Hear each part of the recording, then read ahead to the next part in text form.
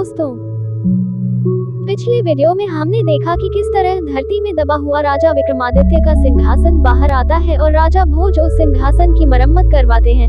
और जब सिंहासन बिल्कुल नए जैसा हो जाता है तो पंडितों से मुहूर्त निकलवा कर राजा भोज जैसे ही उस पर बैठने जाते हैं तो उस सिंहासन में जड़ी हुई पुतलियां उन पर हंस पड़ती हैं और उन्हें सिंहासन पर बैठने से रोक देती और कहती है कि अगर उनके अंदर राजा विक्रमादित्य जैसे गुण होंगे तो ही वो उस सिंहासन पर बैठने के अधिकारी होंगे। तब राजा भोज पुतलियों से राजा विक्रमादित्य की कहानियां सुनाने को कहते हैं जिससे वो उनके गुणों के बारे में जान सके और ये निर्णय कर सके कि वो उस सिंहासन पर बैठने के अधिकारी है या नहीं। सबसे पहले पहली पुतली रत्नमंजरी ने विक्रमादित्य की एक कहानी सुनाई। दूसरे दिन दूसरी पुतली ने, इसी तरह से अन्य पुतलियों ने भी कहानियां सुनाई। दोस्तों, पहले की इन पुतलियों ने जो कहानियां सुनाई उसे हम पिछले वीडियो में सुन चुके हैं। आइए आज सुनते हैं अगली पुतली ने क्या कहानी सुनाई। तीसरी पुतली जयलक्ष्मी ने सुनाई कहानी। राजा विक्रमादित्य जितने बड़े राजा थे उतने ही बड़े तपस्वी। उन्होंने अपने तप से जान लिया कि वे अब अधिक से अधिक 6 महीने जी सकते हैं। अपनी मृत्यु को आसन समझकर उन्होंने वन में एक कुटिया बनवा ली तथा राजकाज से बचा हुआ समय साधना में बिताने लगे। एक दिन वे राजमहल से कुटिया की तरफ आ रहे थे कि उनकी नजर एक मृग पर पड़ी। मृग अद्भुत था और ऐसा मृग विक्रम ने कभी नहीं देखा था। उन्होंने धनुष हाथ में लेकर दूसरा हाथ तरकश में डाला ही था कि मृग उनके समीप आकर मनुष्य की बोली में उनसे अपने प्राणों की भीख मांगने लगा। विक्रम को उस मृग को मनुष्यों की तरह बोलते हुए देख बड़ा आश्चर्य हुआ और उनका हाथ स्वयं ही थम गया। विक्रम ने उस मृग से पूछा कि वह मनुष्यों की तरह कैसे बोल लेता है, तो वह बोला कि यह सब उनके दर्शन के प्रभाव से हुआ है। विक्रम की जिज्ञासा अब और बढ़ गई।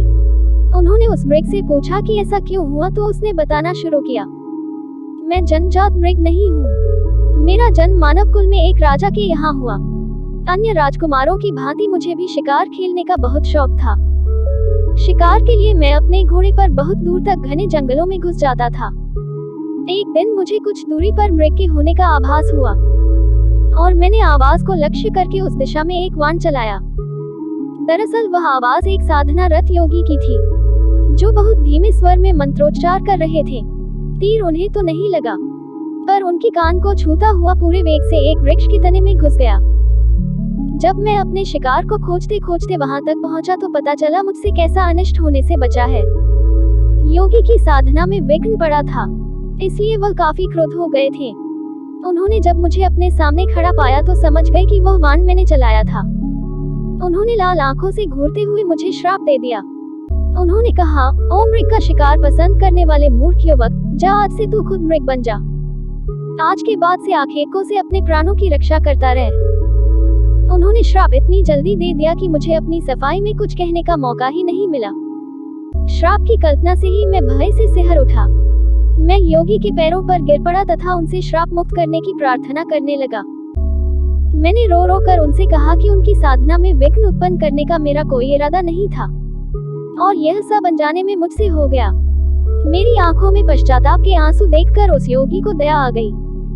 उन्होंने मुझसे कहा कि मैं अपना दिया हुआ श्राप वापस तो नहीं ले सकता, लेकिन उस श्राप के प्रभाव को सीमित जरूर कर सकता हूँ। मैंने कहा कि जितना अधिक संभव है उतना वह श्राप का प्रभाव कम कर दे।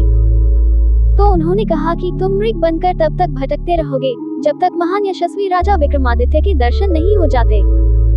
विक्रमादित्य के दर्शन से ही तुम मनुष्यों की भांति बोलना शुरू कर दोगे। विक्रम को अब जिज्ञासा हुई कि वह मनुष्यों की भांति बोल तो रहा है मगर मनुष्य में परिवर्तित नहीं हुआ है। उन्होंने उससे पूछा, तुम्हें मृग रूप से कब मुक्ति मिलेगी, कब तुम अपने वास्तविक रूप को प्राप्त करोगे। वह श्रापित राजकुमार बोला, इससे भी मुझे मुक्ति बहुत शीघ्र मिल जाएगी। उस योगी के कथनानुसार मैं अगर आपको साथ लेकर उनके पास जाऊं तो मेरा वास्तविक रूप मुझे तुरंत ही वापस मिल जाएगा। विक्रम खुश थे कि उनके हाथ से शापग्रस्त राजकुमार की हत्या नहीं हुई, अन्यथा उन्हें निर्पराध मनुष्य की हत्या का पाप लग जाता और वे ग्लानि तथा पश्चाताप की आग में जल रहे होते। उन्होंने मृगरूपी राजकुमार से पूछा, क्या तुम्हें उस योगी के निवास के बारे में कुछ पता है? क्या तुम मुझे उनके पास लेकर चल सकते हो? उस राजकुमार ने कहा, हाँ, मैं आपको उनकी कुटिया तक अभी ले चल सकता हूँ। संयोग से वह योगी अभी भी इसी जंगल में थोड़ी दूर पर साधना कर रहे हैं। वह मृग आगे आगे चला और विक्रम उसका अनुसरण करते करते चलते रहे। थोड़ी दूर चलने के पश्चात उन्हें एक वृक्ष पर उल्टा होकर साधना करता एक योगी दिखा।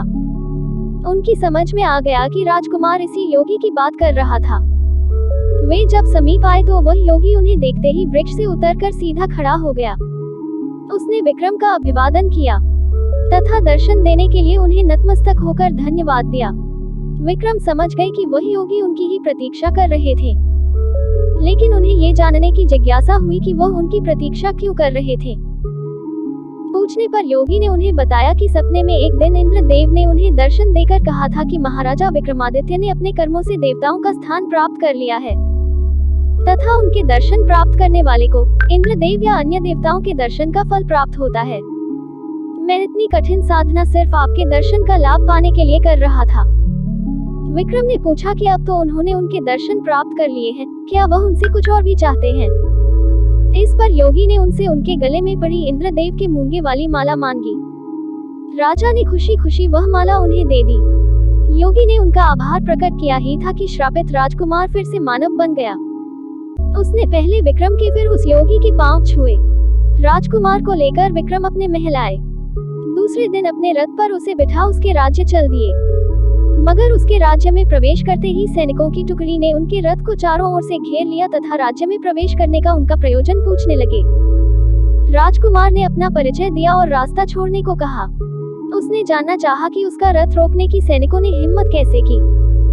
सैनिकों ने उसे बताया कि उसके माता पिता को बंदी बनाकर कारागार में डाल दिया गया है और अब इस राज्य पर किसी और का अधिकार हो चुका है। चूंकि राज्य पर अधिकार करते वक्त राजकुमार का कुछ पता नहीं चला, इसलिए चारों तरफ गुप्तचर उसकी तलाश में फैला दिए गए थे। अब उसके खुद हाजिर होने से नए शासक का मार्ग और प्रशस्त हो गया है। राजा विक्रमादित्य ने उन्हें अपना परिचय नहीं दिया और खुद को राजकुमार के दूत के रूप में पेश करते हुए कहा कि उनका एक संदेश नए शासक तक भेजा जाए। उन्होंने उस टुकड़ी के नायक को कहा कि नए शासक के सामने दो विकल्प है, या तो वह असली राजा और रानी को उनका राज्य सौंपकर चला जाए या युद्ध की तैयारी करे। उस सेना नायक को बड़ा अजीब लगा। उसने विक्रम का उपहास करते हुए पूछा कि युद्ध कौन करेगा, क्या वही दोनों युद्ध करेंगे। उसको उपहास करते देख उनका क्रोध 7वें आसमान पर पहुंच गया। उन्होंने तलवार निकाली और उसका सर धड़ से अलग कर दिया। सेना में भगदड़ मच गई। किसी ने दौड़कर नए शासक को खबर की। वह तुरंत सेना लेकर उनकी ओर दौड़ा। विक्रम इस हमले के लिए तैयार बैठे थे। उन्होंने दोनों बेतालों का स्मरण किया तथा बेतालों ने उनका आदेश पाकर रथ को हवा में उठ लिया। उन्होंने वह तिलक लगाया जिससे अदृश्य हो सकते थे और रथ से कूद गए। अदृश्य रहकर उन्होंने दुश्मनों को गाजर मूली की तरह काटना शुरू कर दिया। जब सैकड़ों सैनिक मारे गए और दुश्मन नजर नहीं आया तो सैनिकों में भगदड़ मच गई और राजा को वहीं छोड़ अधिकांश सैनिक रणक्षेत्र से भाग खड़े हुए। उन्हें लगा कि कोई पैशाचिक शक्ति उनका मुकाबला कर रही है। नए शासक का चेहरा देखने लायक था। वह आश्चर्यचकित और भयभीत था ही, हताश भी दिख रहा था। उसे हतप्रभ देख विक्रम ने अपनी तलवार उसकी गर्दन पर रख दी तथा अपने वास्तविक रूप में आ गए। उन्होंने उस शासक से अपना परिचय देते हुए कहा कि या तो वह इसी क्षण ये राज्य छोड़कर भाग जाए या प्राण दंड के लिए तैयार रहे। वह शासक विक्रमादित्य की शक्ति से परिचित था तथा उनका शौर्य आंखों से देख चुका था। अतः वह उसी क्षण उस राज्य से भाग गया। वास्तविक राजा रानी को उनका राज्य वापस दिलाकर वे अपने राज्य की ओर चल पड़े। रास्ते में एक जंगल पड़ा। उस जंगल में एक मृग उनके पास आया तथा एक सिंह से अपने को बचाने को बोला, मगर महाराजा विक्रमादित्य ने उसकी मदद नहीं की। वे भगवान के बनाए नियम के विरुद्ध नहीं जा सकते थे।